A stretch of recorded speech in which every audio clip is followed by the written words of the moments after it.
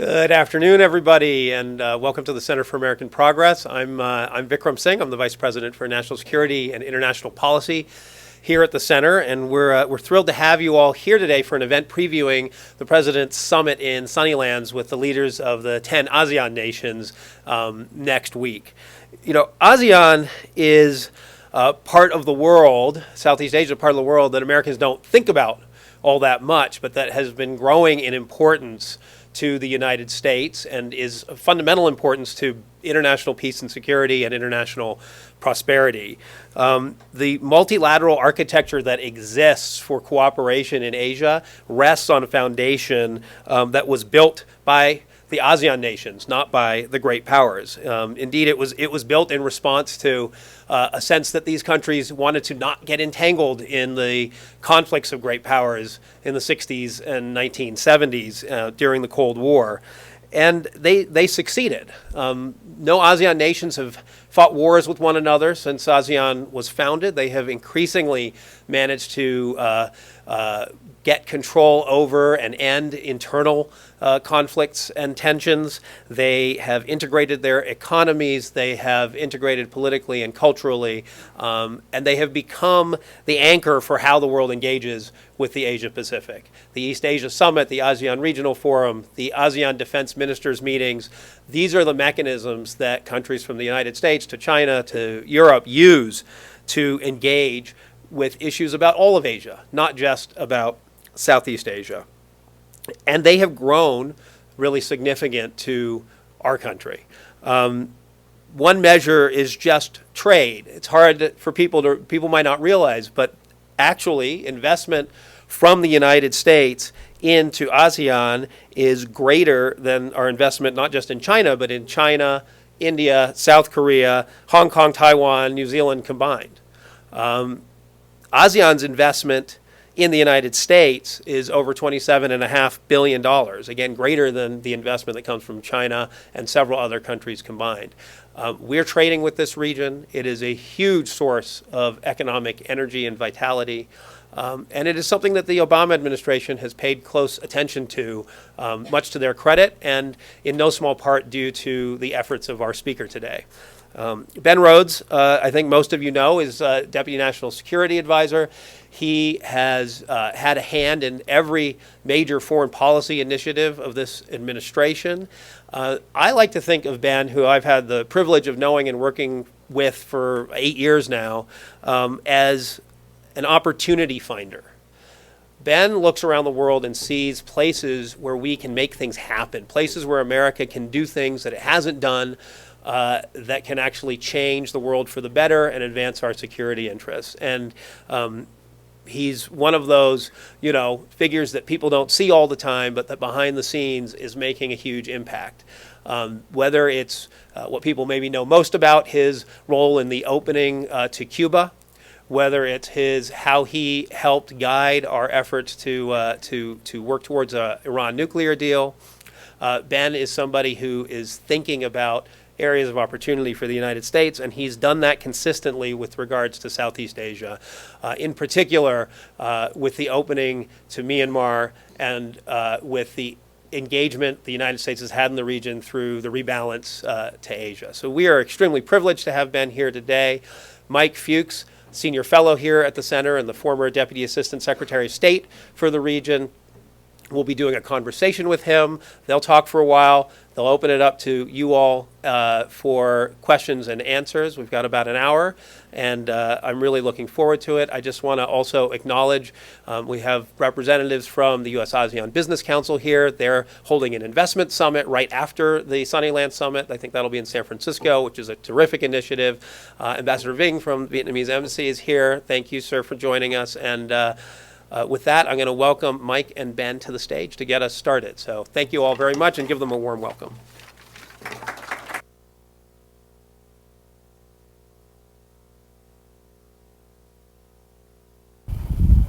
Thank you, Vikram, and wanted to welcome again Ben here to the Center for American Progress, and welcome our audience here today for this very important conversation. Just to get things started, thought I'd turn it over to Ben and ask him to make a few opening remarks.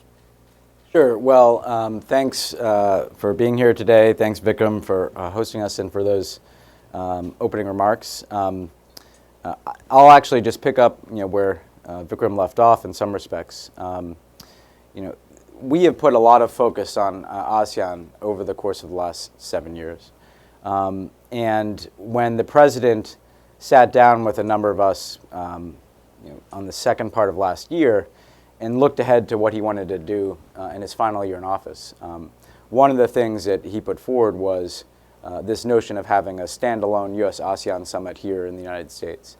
And the purpose was really to try to send a message that we want to institutionalize the type of regular head of state engagement that we've had with ASEAN throughout this administration. And it speaks to a number of the points that Vikram made, but I'll just elaborate on that. When we came into office and assessed the Asia-Pacific region generally, it's well known that we made a determination that we were underbalanced in terms of our diplomatic attention, our resourcing of the region. And one of the things that we wanted to look at is how would we engage the architecture of the Asia-Pacific. We were struck by the fact that there was a series of debates and dialogues taking place in the region about how to structure a regional architecture. And the United States had been at the table with APEC for some time, albeit not always at the head of state level. But we made a very specific determination that we were going to try to engage this entire region of the Asia-Pacific, but we were going to use ASEAN as a hub for the reasons that Vikram points out, that this is a model for integration. It provides a platform for the different countries of the region to engage these 10 Southeast Asian countries, but that also can frankly be a platform to build out a broader series of engagements. And that ultimately is what the East Asia Summit process became, in that it brings together the ASEAN countries with the United States, with India, with China, with Japan, the Republic of Korea, Australia, and others.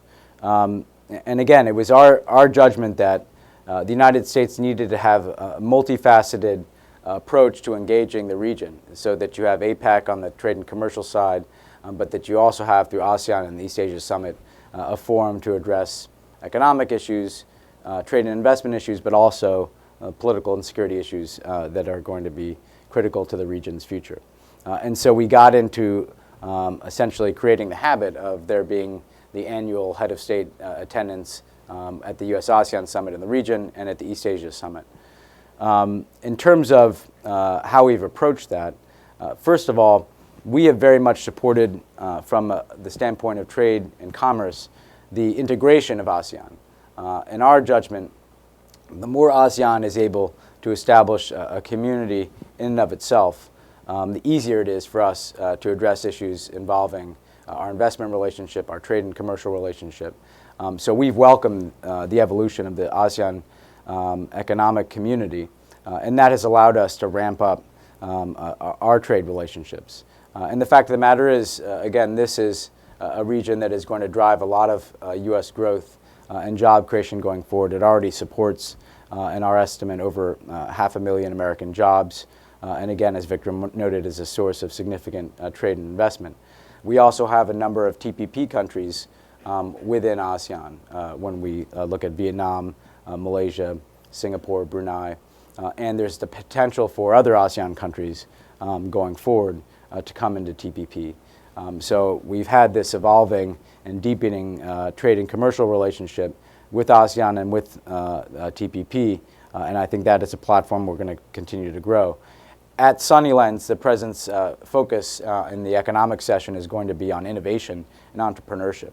And a lot of the activity in these countries in terms of taking their economies to the next level is promoting more models of innovation and entrepreneurship sectors. And so this will be a good opportunity to have an exchange. We expect there to be some business leaders from the United States who can come down to Sunnylands and participate in that discussion. Then, of course, more broadly, and we'll probably get into this in questioning, we've really looked at how to use the U.S. presence in the region, our diplomatic presence, our military presence, our trade and commercial presence, to promote a rules-based order in the Asia-Pacific region. And that's really what I think is a unifying theory of our policy, which is all the various issues, whether it's trade, maritime security, cybersecurity, environmental issues, the more that we can establish clear rules of the road for how issues are managed, how disputes are resolved, the more stable and prosperous this region is going to stay going forward. And our presence should be a force in helping to shape and support those rules of the road. So on maritime security, in the context of the territorial disputes in the South China Sea and other parts of the region, our focus has been on how do we have, again, a set of principles that we can all support. Principles of avoiding militarization and escalation in the South China Sea, principles of promoting and supporting the free flow of commerce and freedom of navigation through some of the world's most important sea lanes, and principles associated with, again, resolving disputes consistent with international law. And this will obviously be a topic of conversation at the summit. We've had good partnership with ASEAN on another key international priority of the President's, which is combating climate change. And ASEAN countries have various ways in which they are contributing to the Paris process. And frankly, promoting sustainable development is in the interest of combating climate change, but also in the interest of sustaining their economic development models. And we have various ways in which we're deepening our cooperation with ASEAN countries to deal with a range of security challenges. A disaster response, we've had very deep engagement with their militaries in terms of responding to natural disasters. Counterterrorism is an increasing concern in the region given ISIL's efforts to reach into Southeast Asia. So there'll be a range of those security issues that we'll be discussing as well. Finally, I'd say that with respect to human rights and the promotion of democratic development, we see different ASEAN countries at different phases of democratization or having different political models. The U.S. role has not been to dictate the precise model that each country is going to take, given that they're at different stages of development. However, we do make it a part of our engagement to support basic universal rights, to support civil society, and also, frankly, to look for those places where we do see positive movement in pursuit of a democratic transition and to provide our support to those efforts. And most notably, that's taking place right now in Myanmar, where we have a new parliament, NLD-led parliament that has seated after the election and a potential selection of a new president in the coming weeks. So those issues will be a part of the discussion as well. But the bottom line is we want to use this summit to set a work plan for the president's final year in office, a year in which he'll be making 2 trips to Asia. And we also want, frankly, to be sending a message to the United States, to the next administration, that this is the type of engagement that should be routinized, that should be part of how we do business. This is a region that is going to be increasingly important to us. And I think we see, through the work of places like CAP, through the U.S. ASEAN Business Council, through, I think, increasing bipartisan focus on this issue in Congress, a real opportunity to use events like this summit to elevate the profile of ASEAN and the United States going forward. So I'll stop there and turn over to my former colleague here. Great. Well, thank you, Ben. That's a great overview of the priorities with ASEAN for the summit. I like the characterization of the summit as setting a work plan for the coming year. I think that's a good way to think about it. You and Vikram both talked a lot about the importance of the economic relationship. And so I was wondering if we might be able to hear a little bit more about your thinking with respect to the summit and how the United States approaches ASEAN as a group on the economic and commercial and trade side. Obviously, we have, as you and Vikram both pointed out, incredible interests in economically in ASEAN. But these are a group of diverse countries at different stages of development, obviously. Some are TPP members, some are not. And so I'm just curious, just your thoughts, how should we think about how we engage with ASEAN as a group on the economic side? Well, in the first instance, there is just an opportunity that comes from ASEAN forming an economic community in that it can simplify some of the basic questions around economic and commercial engagement. To the extent to which they're harmonizing some of their practices, it just makes it more efficient and easier for our Commerce Department, our U.S. Trade Representative, and our businesses to navigate investment relationships. But what I'd say we want to focus on here is, we are looking at, how can we mature the economic relationship, and this is what we get to with respect to innovation. I think a lot of people have thought of ASEAN countries through the prism of, low-cost manufacturing, frankly, export-driven to the United States, multinational companies setting a presence. But actually, when you look across the region, you see countries evolving into economies that are more service sector driven, that are driven more by entrepreneurship and intellectual capital and technology. And these are places where the United States can really add value. And it's not a coincidence that they'll be in San Francisco. When you look at the United States, and this is not meant to sound as a competitive note, but we're not going to go and build big infrastructure projects in these countries like some of their neighbors might do. But what we can bring that adds value is that kind of knowledge-driven economy, that interconnection to innovation and entrepreneurship within our own economy and the global economy. And so we're looking at ways to try to mature that economic relationship with ASEAN, so that we're promoting innovation, we're promoting models of development that are going to create a broader set of prosperity within ASEAN, which frankly is in our interest because that's going to be markets for our goods.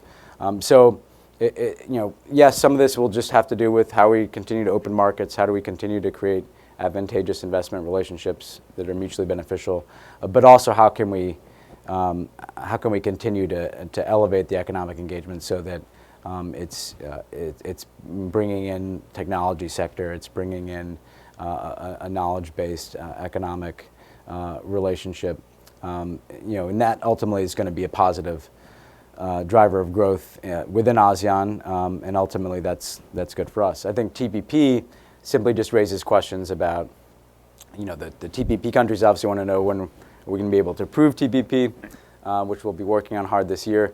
The non-TPP countries have a mix of, I think, interest in potentially joining TPP and also questions and concerns about whether or not the preferences and the reduction of market barriers in TPP are going to create, kind of collateral challenges. And I think we have ways to effectively manage that. Right. The economic environment, obviously, promoting growth and innovation anywhere, but in ASEAN and Southeast Asia in particular, obviously relies on security, peace and stability, right? One of the issues you mentioned are the maritime disputes in the South China Sea. Obviously, it's an issue that's hitting the headlines on a pretty regular basis, especially in the last few weeks, Chinese planes landing on their outposts, freedom of navigation operations by the United States. Curious for your thinking as to what the conversation you think will be like on this issue at the summit next week. Well, I think it'll be a focus. It's been an increasing focus in our dialogue with ASEAN throughout the course of this administration. I think, first of all, there'll be an opportunity to kind of take stock of where we are. For the United States, again, I think we want to convey our support for a set of principles. The type of freedom of navigation operations that we've undertaken in recent months, I think we want to make clear those are going to continue. And those are going to continue not because they're directed at China or any other country. It's because our national interest in the South China Sea is the free flow of commerce, is open sea lanes that the global economy depends upon. And so we'll continue to support that principle, including through our own force posture. The second point, again, that we've continued to underscore is that we don't want to see a cycle of escalation. And the types of militarization that we've seen in the region is not good for anybody. And so I think we'll want to send a strong message against the militarization of outposts and the guarding against the risk of this increased escalation. I think the third point is that we very much want to continue to be laying a marker that the way to resolve territorial disputes is through international legal means, like the arbitration that the Philippines has pursued, for instance. Because at the end of the day, again, there are going to be different claimants. We don't have a claim. So our national interest is in seeing claims resolved consistent with established international law. Because otherwise, it's the law of the jungle, and it's one big nation bullying a smaller nation, and that's how you lead to a cycle of conflict, which is in nobody's interest. And frankly, the founding purpose of ASEAN is to avoid conflict in the region. And in that score, I think it's important to note that we believe the 10 ASEAN countries share that interest, even if they're not, even the non-claimants share an interest in seeing peaceful resolution of conflict consistent with international law. And that's why we've tried to encourage ASEAN to approach these issues on a collective basis in support of basic principles. Because again, even if you're not a claimant, you have an interest in there not being escalation and there not being conflict in the region. We've tried, as you know, to develop support for ASEAN having a code of conduct with China on how they're going to operate in the South China Sea for that reason. And so that leads me to the very last point, which is that this need not be seen as, preferably, this need not be seen as some zero-sum competition with China. Because the fact is China doesn't have an interest in conflict in the South China Sea. Everybody will have a more stable, predictable economic development model if they can count on the fact that there's not going to be a conflict in this region and that there are going to be means of resolving these disputes peacefully. And so that's why we always make clear to ASEAN, just as we're engaging them, we're engaging China. We have deepened our own military engagement with many of these ASEAN countries and are increasing maritime assistance to a number of them. We've also increased our military engagement with China to avoid that type of inadvertent escalation. So that will be the message, is that the United States' role here is to try to be, as we have been for a long time, the source of stability in this region. Another key security issue that's at play in Southeast Asia is terrorism. You mentioned it a little bit in your opening remarks, and while terrorism is obviously not a new issue in Southeast Asia, I think the attack last month in Jakarta obviously raised the profile of this issue yet again and shows that the region is facing serious challenges potentially with respect to terrorism. And so I'm wondering if that's going to be one of the main themes, discussion at the summit, and how the United States is thinking about working with ASEAN on this issue. Yeah, very much so. And what we see is you've had in certain ASEAN countries the presence of some extremist groups for a long time now. So in Indonesia, you had Jemaah Islamiyah. You've had certain extremist groups, insurgent groups operating in parts of the Philippines. You've had Malaysia as a place where we've seen Al-Qaeda associated extremists trying to gain a foothold or have a transit point. And what is happening now is not dissimilar from what we see in parts of Africa, North Africa, which is ISIL is not necessarily seeking to move its own fighters there. They are seeking to essentially reach into existing extremist networks and turn them into potential ISIL recruits or franchises. And so that raises concerns, obviously, because we've seen most acutely this attack in Jakarta, but we've also seen some flow of foreign fighters from the region to Syria. And so the risk is that you have people leaving Southeast Asia, going to Syria, getting connected with ISIL, getting further radicalized, and then returning to the region. And essentially, what have been existing, albeit somewhat marginalized extremist groups, are reactivated under this ISIL banner. That's the current concern.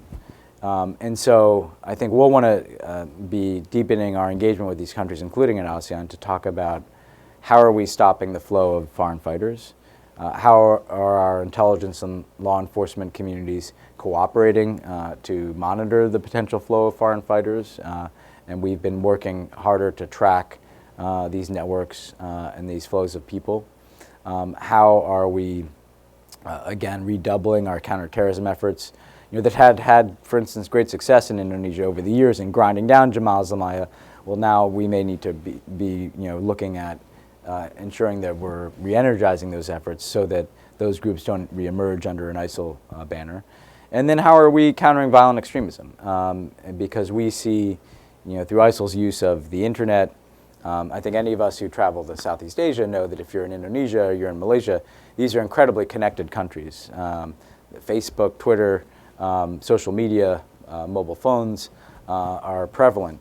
And I think there's a concern that ISIL, as it does everywhere, as it does here in the United States, seeks to propagandize and radicalize individuals. So Malaysia's focused on this. Malaysia's hosting actually one of a number of countering violent extremism hubs, along with the UAE and potentially Nigeria, to try to get at that challenge. So I think it'll be a fairly broad discussion on intelligence, law enforcement cooperation, foreign fighter flows, countering violent extremism, and what we can do together to make sure that threat doesn't take hold. Jumping around a little bit from some of the issues that you mentioned in your opening remarks, obviously democracy and human rights is a huge issue for the United States in our foreign policy, and you can tackle the question in a different number of ways wherever you are around the world. And as you mentioned, U.S. policy obviously tailors its approach depending on where it is and the country is, while upholding values. So when engaging with a group of countries like this, that obviously have very different ways to approach this issue, how do you think about this going into a summit like this? How does the president address these issues? So, what's very interesting about engaging ASEAN is, these 10 countries kind of run the full spectrum of political models.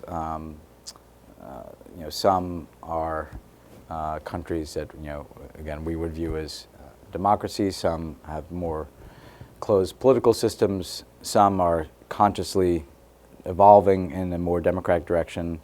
Others are not.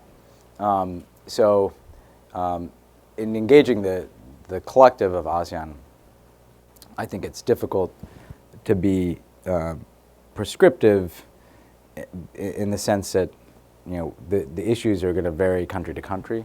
However, I think what we do try to do is have a set of kind of common and universal principles that we would support everywhere. And among those certainly would be support for basic universal rights, like freedom of association and assembly. Another would be the ability for civil society to operate. And we've been concerned that you see a variance. Indonesia has a very large and thriving civil society and even sees itself as kind of a regional leader on civil society issues. But then we see restrictive laws passed in some ASEAN countries that are closing space for civil society. So I think we want to make clear that our support for civil society is not about trying to promote necessarily any U.S. Supported political change, but rather civil society can be a partner in, frankly, solving problems. I mean, when we go to Burma, there's a very active civil society. And frankly, one of the things that they can do is help try to resolve issues that are very practical inside of Myanmar. So, how are they developing their media? How are they even developing their entrepreneurship sector? Issues that are apolitical in nature. So we try to lift up civil society as a potential partner, even for governments that in the past have maybe seen civil society as a threat. And so that will be top of conversation. And we also, frankly, just promote and have prioritized people-to-people engagement, again, which is not necessarily a human rights issue, but when we look at the Young Southeast Asian Leaders Initiative that we've launched, it's generated a lot of attention, a lot of excitement. And some of those people are people who are politically active, some are totally apolitical, and they're entrepreneurs or they're people working on community problem solving where they live. But by connecting them to one another and with us, it creates a sense of a collective identity in ASEAN, exposes us to what the concerns of young people are across ASEAN, exposes them to the views of the United States, and that type of people-to-people engagement, I think, ultimately serves to demystify our values to some extent. I will just say, just to cite a couple of specific examples related to democracy and human rights. Myanmar, it's a very critical and interesting time. They seated a parliament over the last couple of weeks. They'll be selecting a president roughly around the beginning of April. And I think it demonstrates that you can have this kind of stable transition wherein the military has worked with Aung San Suu Kyi and the NLD to try to facilitate a stable transition. And in many ways, Indonesia demonstrates that you can have that type of transition from a military-led government to a civilian-led government that is orderly. I think if we're concerned in the region, I think we've been concerned by some of the steps we've seen in Cambodia in recent weeks, where there have been threats to the opposition or efforts to intimidate opposition lawmakers, even to express opposition to people protesting potentially in the United States. And of course, in the United States, people have the right to freedom of assembly, and that's that's something that we protect for everybody. And so that may be an example of an issue that we've been speaking out on publicly and privately recently, and it just shows that there's a variance across these countries. But a lot of those types of issues we deal with bilaterally. Collectively, I think we focus more on just the general principles I spoke of related to civil society and human rights. That makes a lot of sense. As we take a step back, I know in your opening remarks you talked about how the engagement with ASEAN is very illustrative of our engagement with the region as a whole, and placing an importance on this region. It seems nowadays when we talk about almost any sort of regional issue, whether it's economics and trade or it's security issues, it's climate change, China is a big question, obviously, on a lot of these issues. And so will there be a way in which sort of China is the elephant in the room, perhaps, at the summit next week? Yeah, I mean, there's no way around that. Sometimes people, the easy answer is, oh, of course not, But yeah, I mean, China is always a subject at these types of meetings.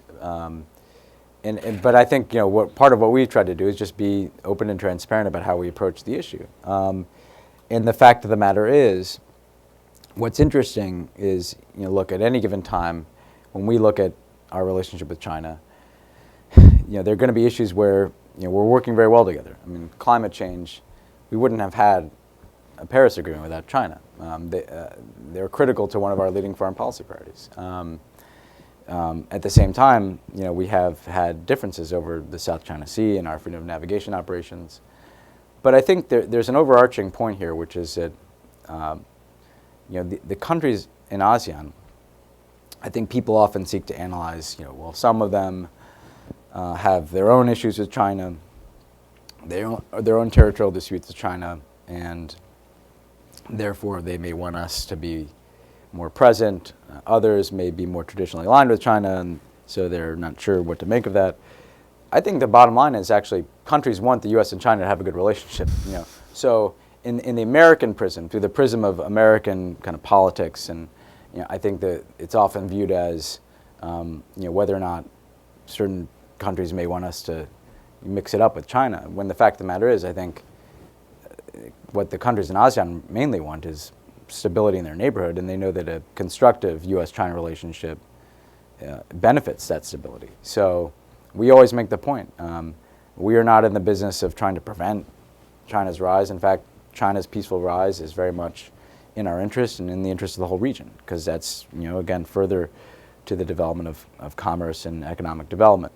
At the same time, the key point that we want to make is that we're about promoting the type of international rules that allow everyone to benefit. Whether you're a small country like Singapore or Brunei or Laos, or a really big country like Indonesia, the fact of the matter is, if there are clear rules that govern how trade relations take place, how territorial disputes are resolved, how cyberspace is secured, how nonproliferation norms are enforced. If everybody plays by the same set of rules and is invested in the same set of rules, that's how everybody is going to win and everybody is going to succeed. Whereas if that kind of breaks down in different places, and it's more of a might makes right model on some of those issues, that's going to put at risk smaller countries, or that's going to put at risk the basic bargain of stability that has governed in the region. And so, I think that's how we express whatever differences we may have with China on a particular issue. That we're working together on a whole host of things. We're going to maintain our high level of engagement. Where we're going to potentially have differences is when we see China not acting in support of those international rules and norms.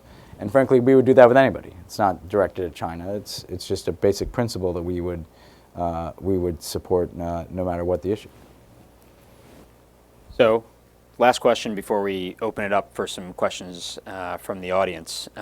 As you know very well, every year when the president goes to an ASEAN summit, he has to wear a shirt chosen by the host country, reflecting local customs and culture.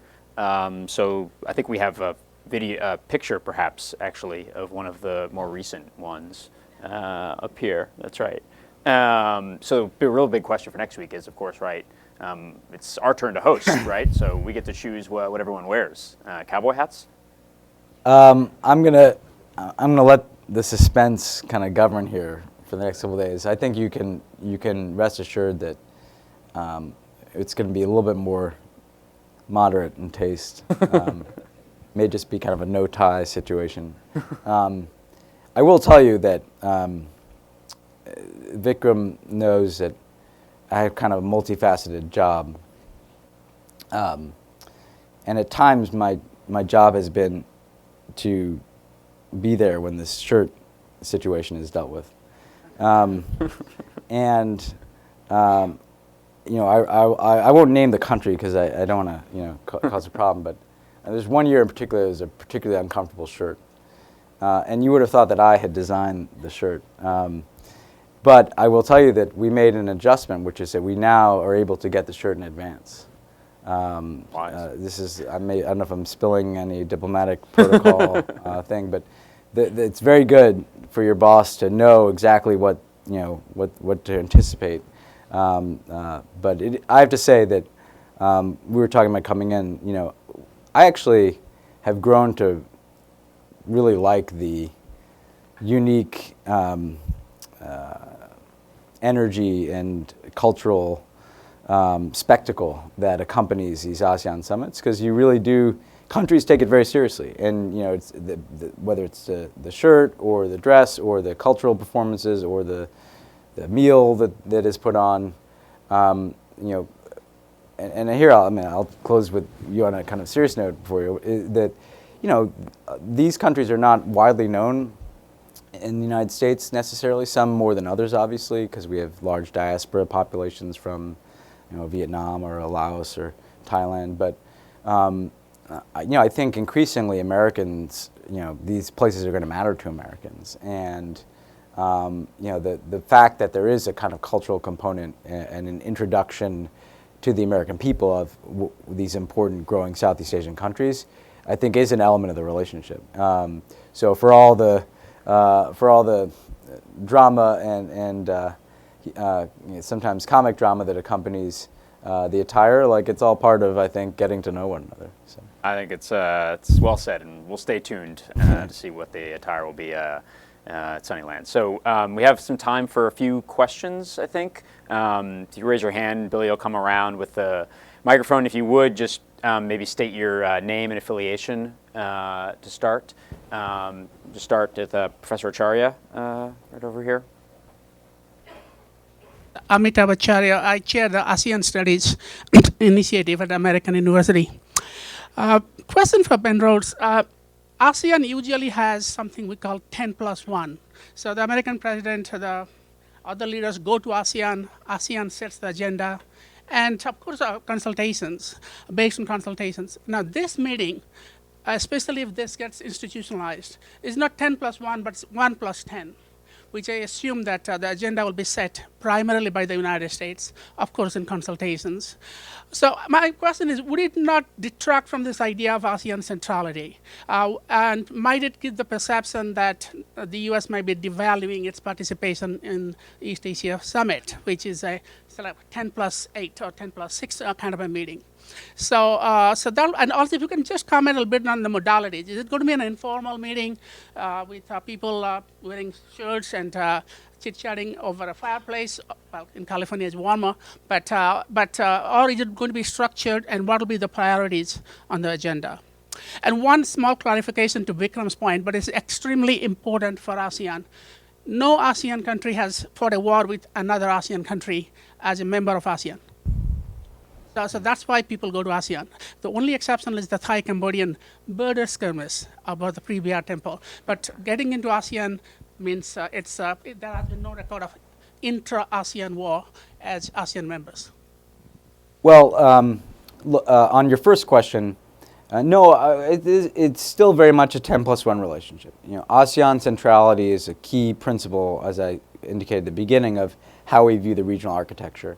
And we do not expect there to be a essentially shift over time to the United States, setting the agenda itself. But the United States is working with ASEAN and others to set the agenda in the region. In terms of institutionalizing, I don't necessarily think that it will be an annual occurrence that the U.S. president would host ASEAN. I do think it should be certainly an annual occurrence that the President of the United States goes to ASEAN and the East Asia Summit in the region. And it may be the case that there are times when it is worth hosting a meeting like this.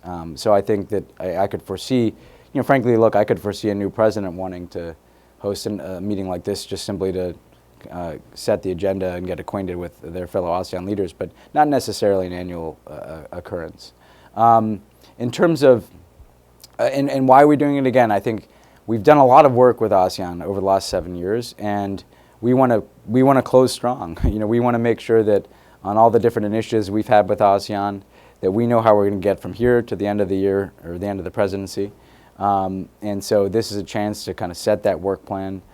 Some of that will be things that we want to finish in our administration, but some of that will be wanting to leave for the next administration a good platform of deeper engagement with ASEAN. And I expect, we'll be going certainly to Laos in September. There'll be additional travel to Asia in May as well. And so I expect that there'll be further opportunities to move that forward.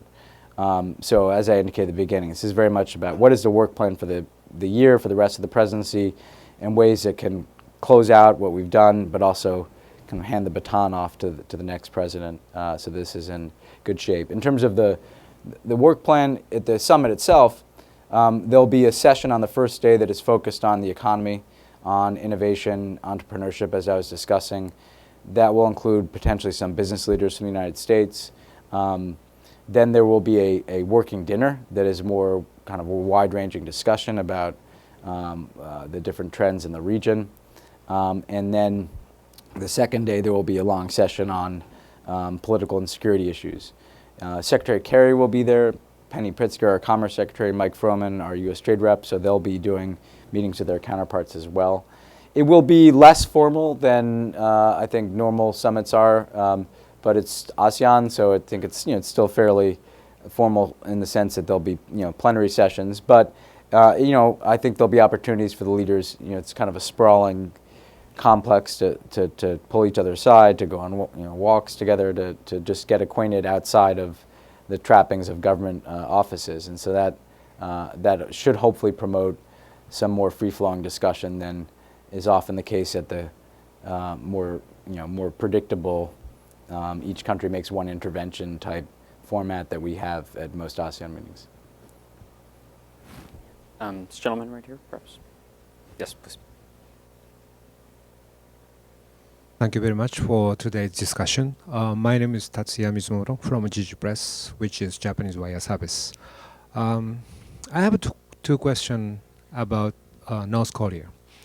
How are you going to discuss about the recent North Korean provocative action in the summit? The one. Number two is yesterday the Senate has passed the bill to strengthen sanction to North Korea. Do you think the president is going to sign the bill? Thank you very much. On the bill, that's certainly consistent with our policy. I think we have to, obviously there's a process where we review it, but we certainly don't oppose those efforts by Congress. They're entirely consistent with our focus on increasing cost on North Korea. So again, I think this is an area where we in Congress are in the same space and agree on the need for increased sanctions. In terms of at the summit, most of our focus on North Korea in its nuclear program has dealt with the six parties in our coordination with Japan and the Republic of Korea, our engagement with China, for instance. There's an ongoing effort to try to take further action at the UN Security Council, and ongoing discussions with China about trying to enlist it and supporting increased pressure and sanctions on North Korea. So that I think that that's where the focus of our efforts has been. There may be some interest in those efforts that are discussed at ASEAN. We're also, frankly, have been talking to both Japan and the Republic of Korea about how we are cooperating as allies, having important discussions with South Korea about potential cooperation on missile defense in terms of how we're looking at the threat from North Korea. That's a very important conversation that's ongoing, again, with both of our allies, because we do want to look at how is our missile defense posture in the region, given what we're seeing with these launches. And that's, I think, something that the United States is going to continue to pursue over the coming months. I will say that with respect to the ASEAN countries, where the focus has often been with respect to North Korea has been on how are we cooperating to prevent proliferation. So we have intercepted, in cooperation with some ASEAN countries, shipments to and from North Korea that are concerning. If there are sensitive technologies that we see them trying to sell on the black market, if there are again components that could potentially be of use to their nuclear and missile programs. We have a cooperation with some ASEAN countries that are potential transit points for those efforts. So that may come up. Similarly, we've encouraged ASEAN countries to scale back their own military relationships with North Korea, given that North Korea has been a serial violator of international law, international norms. That's not the best bet for security cooperation in the region. So, I think the discussion will touch upon our broader efforts, and then those are kind of the specific areas where we've worked with ASEAN countries. A couple more. Have right over here, back, the lady right here with her arm up. Yep, probably sure. Hi, Melinda St. Louis from Public Citizen. I was wondering if you could share a bit more about if there are plans, particularly around the TPP at the summit, and are there plans to have conversations with TPP members on the sidelines or non-TPP members about potentially joining TPP in the future, just how TPP will be addressed at the summit?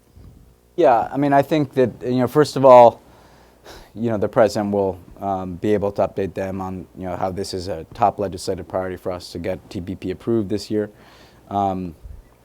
which matters obviously to the TPP countries who are at the table.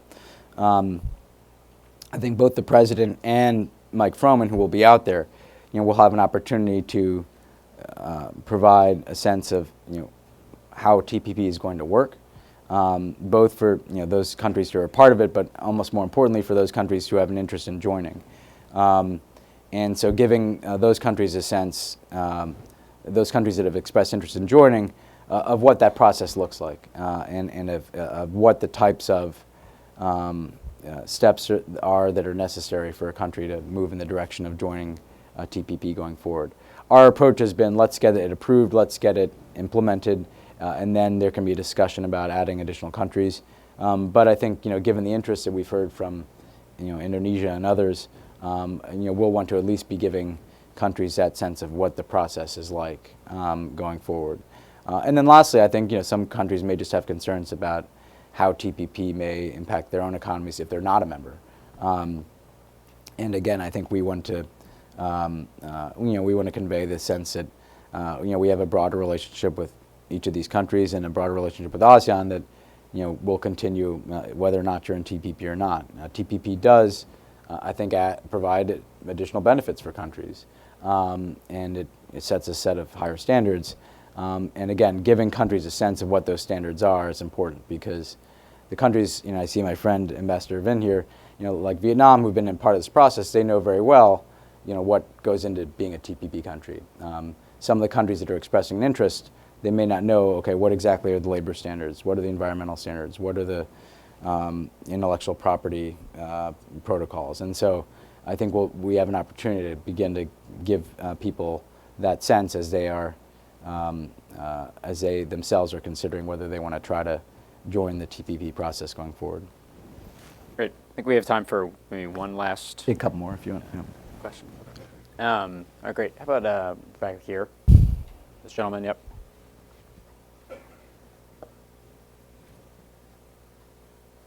Thank you very much. I'm Scott Tanner. I'm from the China Studies Division at CNA Corporation.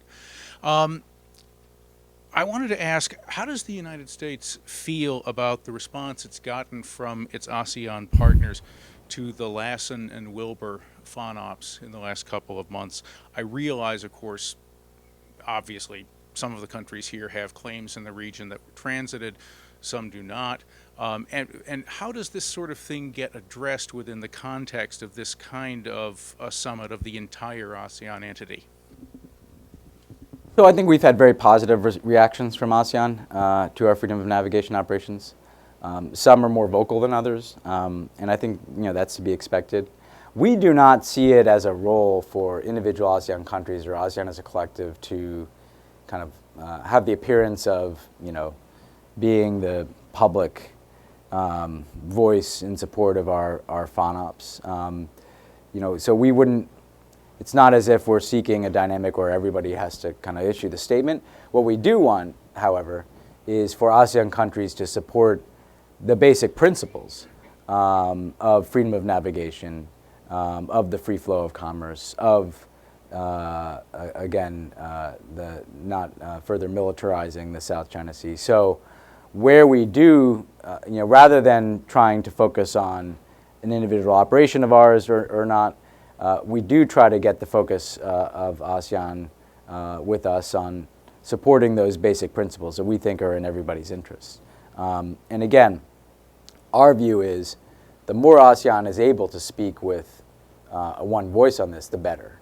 That, if this is seen as only an issue of concern to the claimants, or this is seen as, even different claimants have different views of how this should be addressed, and beyond simply their territorial claim, we think it makes it harder to resolve the issue in the region. ASEAN centrality matters to regional architecture, and frankly, the more that ASEAN is able to express a collective support for a set of principles, we think the better in terms of stability going forward. And look, we get it. Some countries. They're not claimants, and they may, they have very close relationships with China. That's a reality. But even those countries, I think, have an interest in stability and have an interest in not seeing territorial disputes in the South China Sea upset this very constructive stability that has allowed this region to take off over the last 2 or 3 decades. So even a non-claimant, in our judgment, has an interest in expressing support for those principles. I'll take one more, sure. All right, we have actually time for one more right here. All right, friend in the front row. My name is Jeannie Nguyen with Voice of Vietnamese Americans. I thank you for your idea of bringing ASEAN here, the first ever, and this is very special.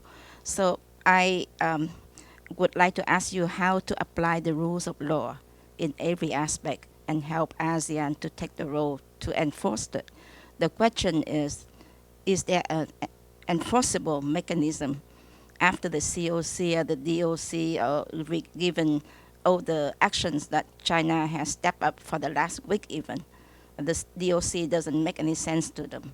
So is there an enforceable mechanism that the U.S. willing to put on the table with China when you engage with them, given the situation of North Korea? Would China's role in that undermine what we're trying to do in the South China Sea and with ASEAN? That has to do with the rules of law. Also has to do with the lower Mekong River basin. It affects many countries in that lower region, 60 million people, Thailand, Cambodia, Laos, Vietnam. So is there a plan? Would that be on the agenda as of how to deal with all the dams on the Mekong River? Especially this year, Laos is the chair of ASEAN. Is there a particular agenda that you would talk to Laos to support them to build up their economy besides the hydro dams? Yeah. I have more questions, but the last one has to do with your people to people Okay. Yeah. and civil society. We are the diaspora, Vietnamese Americans, and we think we have done a lot to bring values back to Vietnam to support the change. So is there a way that we can support you in this role as people to people? Thank you. So let me try to encapsulate as many of those as I can. In terms of the rule of law, as a governing principle for international disputes, I think that when it comes to enforcement or upholding those rules, there are different elements to that. One element is simply we demonstrate through our own action that we are going to uphold certain principles. So we are going to conduct freedom of navigation operations because we believe that we're entitled under international law to do so. We don't believe that we have to accept air identification zones that we see as inconsistent with international law. And so some of this is when it comes to our interests, when it comes to our interpretation of what are clearly established international laws and principles, we through our own actions are going to demonstrate where we stand. When it comes to claimants, we think there just have to be ways of resolving disputes through international tribunals, and you have the UN Commission on the Law of the Sea. You have the Philippines, I think, appropriately pursuing arbitration in an international court. Ultimately, that has to be the means of resolving a dispute. It can't just be some bilateral discussion between two countries. We all recognize certain international bodies as having a legitimacy, and ultimately, once those international bodies render their judgments, that puts whoever that puts essentially a sense of international legitimacy behind a certain position. And once that takes place, yes, then you think through, okay, how does the international community, not the United States, but how does the international community as a whole seek to enforce the rule of law and support the judgment of a legitimate international body like that. And so but that's going to be that's going to be a long process. I mean, nobody expects that this is going to be solved overnight. But if the direction of these claims is moving towards international legal resolution rather than kind of shows of strength, you're more likely to avert conflict and to have some type of outcome that may not get any one party everything they want, but is seen as fair and equitable in the eyes of the international community. And ultimately, again, that would benefit everybody, because the principal interest everybody has is in stability and peaceful development in this region. So that's the next point I make. On the lower Mekong, we've, one of the things that I think we've done that doesn't get a ton of attention, but I think we feel really good about, is our lower Mekong initiative. In looking at this region as a whole in terms of trying to promote economic development and sustainable economic development. Now, what the United States, again, can bring is, a model of economic development that is environmentally sustainable, that, again, looks beyond simply infrastructure projects, but looks at capacity building in communities, capacity building in economies, capacity building in governance, so that there are increased ways to connect rural areas to these developing economic models in places like Vietnam and Laos and Thailand. And so we look across this region as a whole and try to help countries plan for how to preserve what is a critical environmental resource, but also lift up rural economic development.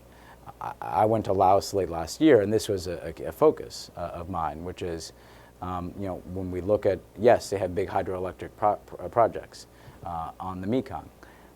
We understand that there are concerns that those not create, environmental hazards for many different countries that depend upon the Mekong for a source of food and other things. But also, Laos is seeking to jumpstart its own economic development. How are they improving the health and nutrition of people who are living outside of Vientiane and Luang Prabang, but living out in villages? And the United States has a lot that we can offer in that regard, so that they're promoting, again, better health care, better nutrition for children, better access to education, which ultimately is going to bring people into the global economy in ways that can benefit those regions. And so I think this will be a bilateral focus with Laos over the course of the year, and the focus is, again, how do we, the United States, develop our relationship with them, our assistance relationship, and our economic relationship, so that, in addition to the revenue they get from these dams, they are increasingly interconnected to this ASEAN economy and the global economy that is, promoting growth. On the diaspora question, I think absolutely we very much see a role in these people-to-people exchanges for diaspora communities. Part of this is we want to engage young people in Southeast Asia, and there are a lot of young people, young Vietnamese Americans, Lao Americans, others, who want to, also have an interconnection with the communities of their parents or grandparents, and that presents an opportunity. Those are business connections, those are cultural connections, and so the more we can foster that and plug diaspora communities into our people-to-people programs, I think that's a real opportunity to, again, elevate the U.S. ASEAN relationship. Great. Well, thank you, Ben. Hope everyone would join me in thanking Ben.